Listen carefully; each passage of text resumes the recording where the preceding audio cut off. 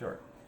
So now we want to just talk to you briefly about the wheel retention bolts. Um, on each side of this trailer, there are these two wheel retention bolts, and it's important to know that depending on which the threading is reversed on the drive side and is standard threading on the non-drive side.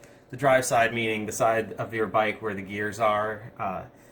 Essentially, it's done that way to prevent accidental sort of, these things as they go over bumps, it'll vibrate and the spin of the wheel. There's some physics that causes these things to get loose, which is why the wheel retention bolts on the drive side are left-hand threads or reverse threads. So it's very important that you don't accidentally try to tighten it the normal way, because if you do, you could strip the bolt or loosen it inadvertently, etc.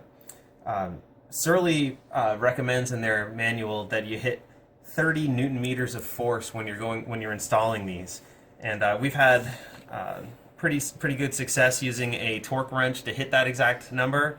But for the belt and suspenders approach, they also recommend that you put in a little bit of Loctite. Essentially, we'll ship you this little bottle of Loctite just in case you need it. But essentially, you'll put a couple of drops of Loctite, which is basically just super glue, onto the threadings here, and you'll go ahead and reverse thread this on all the way, and then for the final assembly, you'll make sure you hit 30 Newton meters of force when you do it.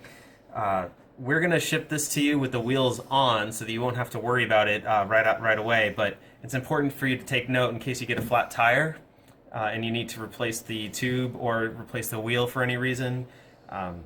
It's very important to know to get that 30 Newton meters of force or more on the wheel.